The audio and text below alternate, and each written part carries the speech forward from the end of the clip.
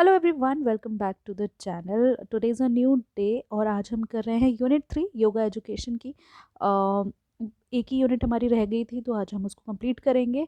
सो topic है साधक and बाधक तत्व अकॉर्डिंग टू हाथ प्रादीपिका। ठीक है, इसको हम कंप्लीट कर लेंगे। I was receiving so many comments कि मैं इसको कंप्लीट कर दूँ योगा एजुकेशन की सीरीज़ को, तो हम उसको कंप्लीट कर रहे हैं। उसको स्टार्ट करने से पहले जो बच्चे नए हैं उनको मेरा इंट्रोडक्शन। मेरा नाम है काजल, मैं हूँ असिस्टेंट प्रोफेसर और मैंने क्वालिफाई किया है UGC NET, C TET and UP TET. अगर आपको कोई भी डाउट है आप उसको कमेंट सेक्शन में लिख दें, मैं उसको ज़रूर रिवर्ट बैक करूँगी। आप लोग देख भी रहे होंगे कि मैं रिवर्ट करती हूँ। ठीक है, तो उसके अलावा कोई भी सजेशंस हैं please write, I will definitely include that in my coming videos. ठीक है, तो चलो स्टार्ट करेंगे। तो टॉपिक का नाम है साधक एंड बाधक तत्व अकॉर्डिंग टू हाथ प्रादीपिका। हाथ प्रादीपिका के अकॉर्डिंग साधक और बाधक तत्व कौन कौन से होते हैं। देखो, साधक कौन है? साधक है जो योग कर रहा है।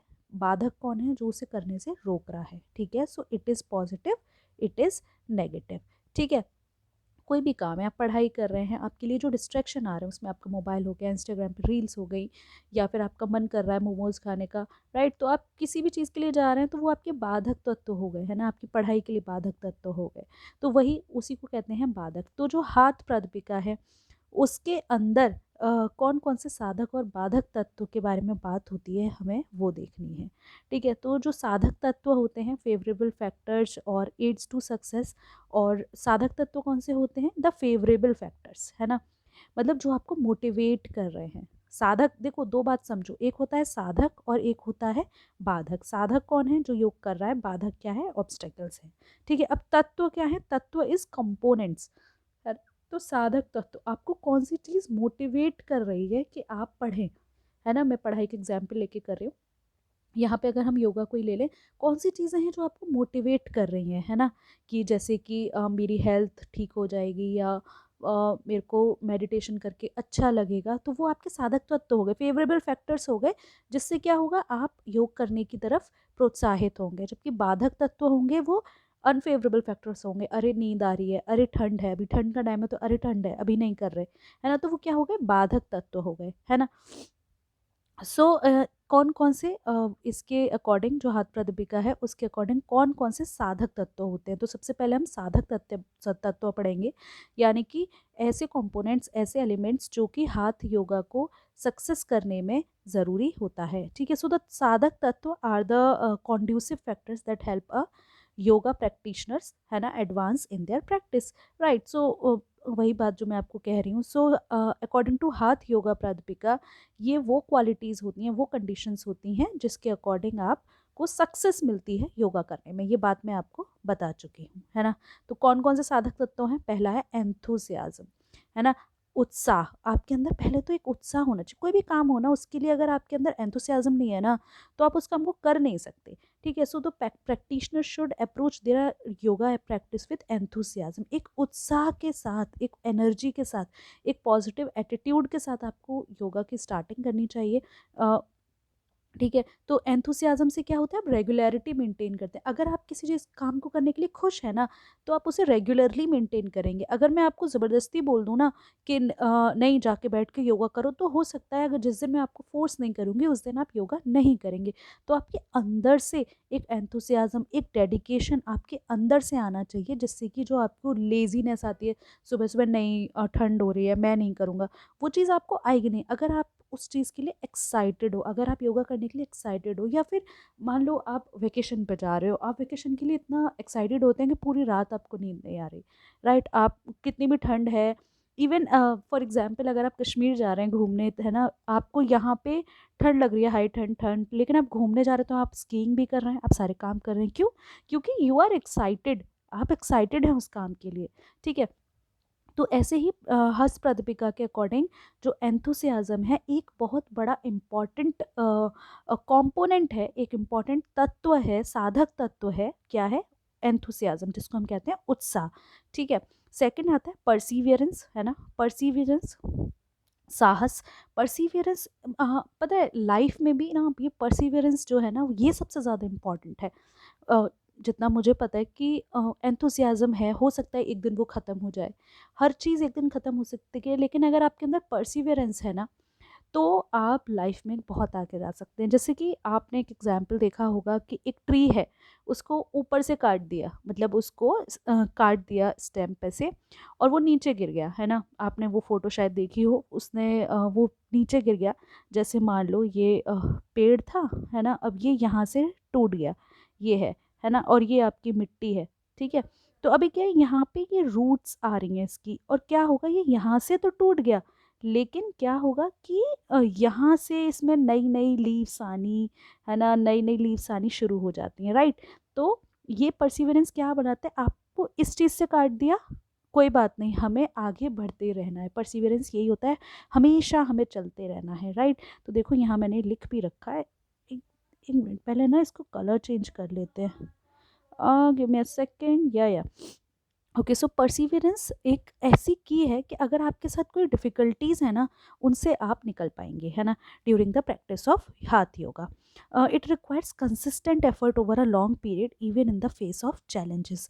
आप लाइफ में कितनी भी बड़े चैलेंजेस फेस कर रहे हैं, लेकिन परसिवियरेंस, साहस है ना आपके अंदर, तो आप उससे निकल जाएंगे। अदरवाइज़ बहुत मुश्किल होता है लाइफ में, बिकॉज लाइफ इज़ टफ। ये बात मुझे नहीं पता आप लोगों को अभी पता चली होगी या नहीं, लेकिन विद द मेन टाइम आपको पता चलेगा, yes life is tough, it is tough, है ना। आए दिन आपके पास चैलेंजेस आ रहे हैं, कुछ ना कुछ हो रहा है, लेकिन उसके बावजूद भी आप उस काम को कर रहे हैं। दैट इज़ परसिवियरेंस, है ना, दैट इज़ परसिवियरेंस। आप आज, आपको, आपने गोल बनाया मुझे ये अचीव करना है, उसके लिए आप रोज़ उसी काम को कर रहे हैं, रोज़ उसी, चाहे वो आप उससे बोर हो रहे हैं, है ना, चाहे वो आपको ठंड हो रही है, गर्मी हो रही है, आप उस काम को कर रहे हैं, दैट इज़ परसिवियरेंस, है ना। सो regularity and persistence are emphasized in achieving mastery over asanas, pranayams and other yogic techniques, ठीक है। सो इट इज़ इम्पॉर्टेंट कि आपको अगर एक कोई आसन है या प्राणायाम है, या फिर मान लो जैसे कि सूर्य नमस्कार है, तो सूर्य नमस्कार है, प्राणायाम है, इन सब में अगर आपको मास्टरी करनी है ना, तो आपको उसके लिए रेगुलरिटी और प्रैक्टिस लाने की बहुत ज़रूरत है, ठीक है। देन डिस्क्रिमिनेशन, दैट इज़ धैर्य। Discrimination refers to patience and the ability to recognise what is beneficial for the practice, ठीक है।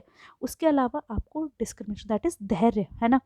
यहाँ पे डिस्क्रिमिनेशन का मतलब पार्शियलिटी वाला बात नहीं है, यहाँ हम उसे पॉजिटिव सेंस में ले रहे हैं। तो discrimination refers to patience and the ability to recognise what is beneficial for the practice and what is not, है ना। आपको ये आना चाहिए कि क्या सही है मेरी प्रैक्टिस के लिए, मैं जो आसन करना चाह रहा हूँ उसके लिए क्या ज़रूरी है, क्या सही है और क्या सही नहीं है, ये आपको पता होना चाहिए। आपको ये डिस्क्रिमिनेट करना आना चाहिए, है ना। इससे क्या होता है कि अगर आप ये डिस्क्रिमिनेट कर पाते हैं ना, तो आप राइट और रॉन्ग में ना डिफ्रेंसिएशन कर पाते हैं, और जिसकी वजह से क्या होगा, अगर आपने राइट चॉइसेस ली तो आपकी जो स्पिरिचुअल प्रोग्रेस है वो बढ़ती जाएगी, है ना। तो having the wisdom to know which practice to engage in and which to avoid is essential. आपको ये पता होना चाहिए, वेरी इंपॉर्टेंट है। अब इवन लाइफ में भी ये बहुत इंपॉर्टेंट है कि आपको पता होना चाहिए क्या सही है और क्या गलत है, राइट। तो जो साधक तत्व है उसमें तीसरा तत्व हमारा क्या आ जाता है, धैर्य, ठीक है। फोर, अनशेकेबल फेथ, तत्वजन, है ना। सो faith in the practice and the teachings of yoga is crucial. आप कोई भी काम कर रहे हैं ना, उसमें आपका विश्वास होना बहुत ज़रूरी है, राइट। फेथ होना चाहिए। कहते हैं ना, डॉक्टर से आप ट्रीटमेंट कराने जा रहे हैं तो क्या होना चाहिए, आपको डॉक्टर के ऊपर ट्रस्ट तो होगा।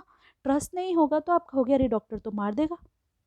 आप डॉक्टर के पास जा रहे हैं, किसी का एक्सीडेंट हुआ, आप इनिशियल तुरंत इंस्टेंटली आप उसको लेकर गए हॉस्पिटल, है ना। क्यों लेके गए, क्योंकि you trust hospital, you have a faith on hospital, you have a faith on doctor, right. आप जाते हैं, कोई सर्जरी करानी है, आप डॉक्टर के भरोसे करते हैं, क्यों, क्योंकि हमें उनके ऊपर विश्वास है, राइट। सो एक ऐसा विश्वास जैसे कि आपको आपके पेरेंट्स के ऊपर होता है, अनशेकेबल फेथ होता है कि वो, उसको कोई हिला नहीं सकता, है ना।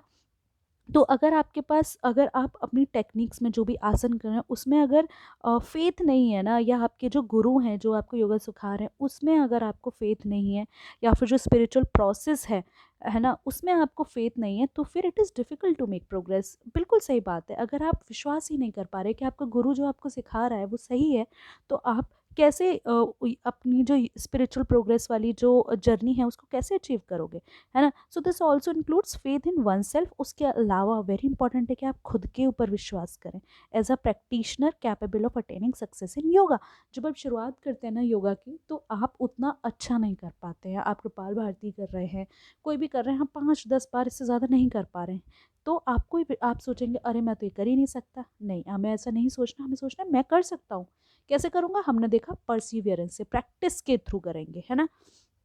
So this is the thing. Then avoiding over eating, yes very important. आजकल हम लोग क्या है, स्विगी जोमेटो जैप्टो इन सब की वजह से क्या है कि हमें हर चीज़ हर 5-10 मिनट पर अवेलेबल है। मैं तो आज मॉडर्न डे का एग्जांपल ले रही हूँ आपके लिए। आप 5-10 मिनट में जाएंगे या आधा घंटे में, 45 मिनट्स 1 आवर में आपको अवेलेबल हो जाएगी घर बैठे। चाहे ठंड है, गर्मी है, रात है, मेट्रो सिटीज़ में तो 24/7 जोमेटो स्विगी चलता है ना। तो क्या होगा कि हमारे अंदर ओवर ईटिंग करने की हैबिट आ गई है ना। तो वो चीज़ नहीं होनी चाहिए। एक मॉडरेट और बैलेंस डाइट बहुत ज़रूरी है अगर आप हाथ योगा कर रहे हैं। सो ओवर ईटिंग और indulging in unhealthy food is seen as obstacle to practice. Definitely आप जाके बाहर मोमोज खा के आ गए, एक दिन खा लिया, it's okay, but you are doing it on daily basis. आज मोमो, कल छोले भटूरे, परसों कुछ और ये डेली चल रहा है, तो फिर उस योगा को करने का कोई सेंस नहीं है। सो अवॉइडिंग ओवर ईटिंग, है ना। नेक्स्ट इज सॉलिट्यूड, सेवा, सेवा भाव होना चाहिए। प्रैक्टिसिंग इन अ काम पीसफुल एनवायरनमेंट, है ना। तो एक देखा है ना, योगा वाले लोग कहाँ करते हैं, गार्डन में जाके बैठे हैं, छत पर बैठे हैं, ठंडी ठंडी हवा है। तो एक ऐसी प्रैक्टिसिंग है ना, काम बड़े काम पीसफुल एनवायरनमेंट में, जहाँ पे डिस्ट्रैक्शंस को एनकरेज किया जाता है, सॉरी जहाँ पे डिस्ट्रैक्शंस को एनकरेज नहीं किया जाता, वो ऐसी जगह पे आप जा कर के जो है प्रैक्टिस करें। सॉलिट्यूड जो है वो मतलब जब शांति है, डिस्ट्रैक्शन नहीं, तो आप फोकस कर पाएंगे ना। तो वो जो, क्योंकि स्पिरिचुअल प्रोग्रेस होने के लिए इनर जर्नी बहुत ज़रूरी है ना। So this is important, solitude. So bye incorporation of these साधक तत्व, अगर आप ये साधक तत्व जो हैं, जो हमने ये अभी पढ़े हैं सारे के सारे, दैट इज एंथुसियाज्म, परसिवियरेंस, धैर्य, तत्वजन, मिताहार, सेवा, तो उससे क्या होगा, आप एक पाथ, एक रास्ता बना पाएंगे, ठीक। देन बाधक तत्व, हाथ योगा के लिए कौन कौन से बाधक तत्व आते हैं, है ना। सो बाधक तत्व are the factors that hinder और obstruct the practitioners progress in yoga. ये वही हैं जो मैंने बताया, जो डिस्ट्रैक्शंस होते हैं, जो ऑब्स्टिकल्स होते हैं, जो आपको कोशिश करते हैं कि आप योगा ना कर पाएँ। तो वो कौन कौन से ऑब्स्टिकल्स हैं। पहला, ओवर ईटिंग। देखो जो है ना, चलो जिन चीज़ों के लिए पॉजिटिव में मना करेगा वही नेगेटिव हो जाएगा, है ना। So these are the thing. ये तरीका होता है पेपर को में लिखने का, ठीक है। आपको कोई चीज़ नहीं आ रही, देखो आपको अगर किसी चीज़ के ऑब्जेक्टिव्स पता है ना, या एडवांटेज पता है, या कोई भी चीज़ पता है, तो आप उसका उल्टा कर सकते हो और आप पूरा आंसर लिख सकते हो, ठीक है।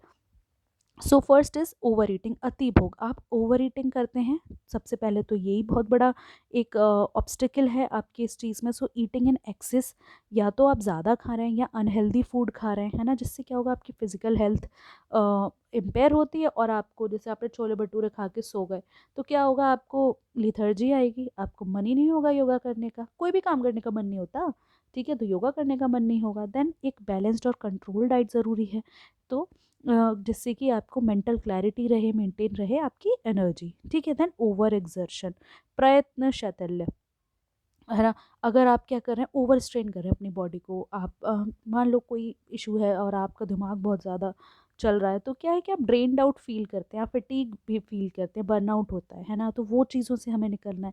सो ओवर एग्जर्शन नहीं होना चाहिए किसी भी चीज़ में। या आप योगा कर रहे हैं तो ऐसा नहीं एक ही दिन में सारा कर लिया, अब मैं 1 महीने नहीं करूँगा, नहीं, ओवर एग्जर्शन हमें किसी चीज़ का नहीं करना है। देन एक्सेसिव टॉकिंग, बहुत ज़्यादा बातें, दैट इज़ गॉसिप। आज के टर्म में बात करूँ कि वो जो गॉसिपिंग है ना, प्रजल्प, वो नहीं करना।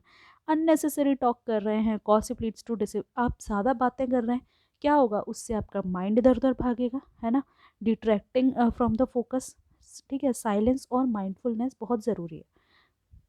मेडिटेशन क्यों किया जाता है, आप साइलेंस में करें, आप अपने बारे में सोच पा रहे हैं, वरना पूरे दिन आप इतने बिजी हैं कि आपको किसी और चीज़ के बारे में ध्यान ही नहीं, अपने बारे में ध्यान ही नहीं है, सारी चीज़ों के बारे में ध्यान है, ठीक है। Then adherence to strict rules और रिचुअल्स, नियम ग्रह, है ना। तो स्ट्रिक्ट रूल्स और रिचुअल्स जो हैं, उनके मतलब बहुत ज़्यादा स्ट्रिक्ट रूल्स से आप अटैच हो गए, नहीं भाई मैं तो यही करूँगा, मैं तो यही करूँगी, तो वो भी एक बहुत बड़ा बाधक तत्व बनता है। जैसे कि ओवरली अटैच हो जाएं आपकी रिजिड रूल्स से, रिचुअल्स से, है ना। तो वो कभी-कभी क्या होता है कि वो हमारे लिए काउंटर प्रोडक्टिव प्रोड्यूस होता है। जब डिसिप्लिन इम्पॉर्टेंट है, देखो लाइफ में अगर कुछ भी अचीव करना है तो डिसिप्लिन इज़ इम्पॉर्टेंट, लेकिन उसके लिए रिजिड हो जाना या डॉगमैटिक हो जाना कि बदलाव नहीं करना। समाज भी बदला है ना? हर चीज़ बदलती है। कोविड भी बदला था भई, वो रोज़ म्यूटेट कर रहा था। हर चीज़ बदलती है। आपकी टेस्ट बड्स बदल रही हैं। कल आपको स्टीम मोमोज़ पसंद थे, आज आपको फ्राइड पसंद है। हर चीज़ इवॉल्व होती है। तो ऐसा नहीं कि आपने जो सोच लिया कि नहीं यही होगा तो यही होगा, ऐसा नहीं होता। We should learn how to evolve. आपको बदलना आना चाहिए, है ना? ये लाइफ में बहुत इंपॉर्टेंट है। Then mixing with the wrong company, जनसंग, अगर आपके पीयर ग्रुप ही अच्छा नहीं है ना?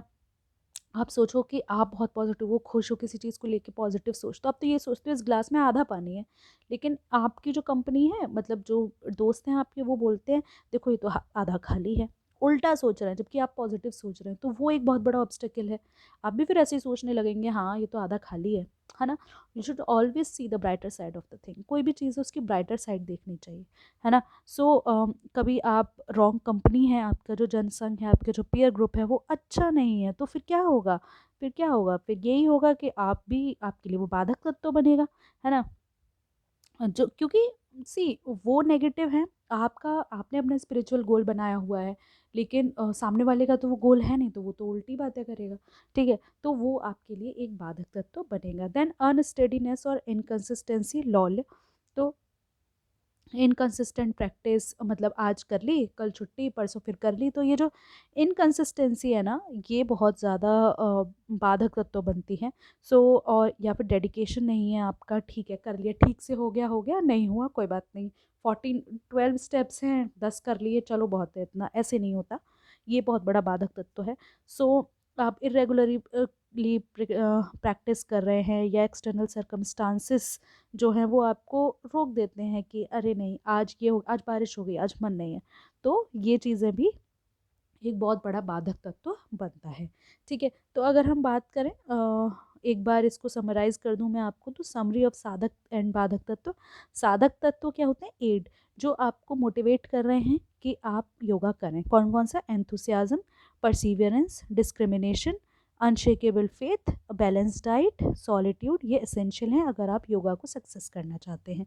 बाधक तत्व कौन कौन से हैं? Over eating, over exertion, excessive talking, rigid adherence to rules, bad company, inconsistency, ये आपकी जो योगा प्रैक्टिस है उसके अंदर एक हिंड्रेंस बनता है, ठीक है? तो हाथ योगा प्रादिपिका जो है वो ये कहती है कि सक्सेस इन हाथ योगा रिक्वायर्स अवॉइडिंग द बाधक तत्व। डेफिनेटली ये यही कहती है जो हाथ योगा प्रादिपिका है कि अगर आपको योगा में सक्सेस चाहिए ना, तो आपको बाधक तत्वों को अवॉइड करना पड़ेगा, जबकि साधक तत्वों को नर्चर करना पड़ेगा। जो साधक तत्व है, एंथुसियाज्म है, परसीवरेंस है, उनको अपने अंदर लाइए, और जो बाधक तत्व हैं, है ना, उनको अपने अंदर से निकालिए।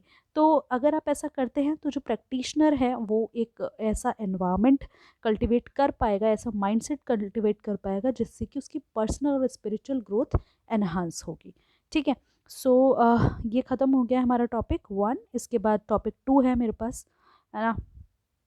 कर लेंगे इसको भी, डोंट वरी अबाउट दैट। आपका एग्ज़ाम है, उससे पहले पहले हम इसको कंप्लीट करेंगे, क्योंकि मैंने कमेंट पढ़ लिया था। So definitely I will do it. और भी कोई चीज़ है तो let me know in the comment section. I will definitely take it in my concern, ठीक है? तो आई होप आपको वीडियो अच्छा लगा हो। वीडियो अच्छा लगा है तो इसको लाइक कर दो और चैनल को सब्सक्राइब कर लो, और कोई भी सजेशन है तो do right in the comment section. I am waiting for this, ठीक है? So thank you so much for watching. Happy learning.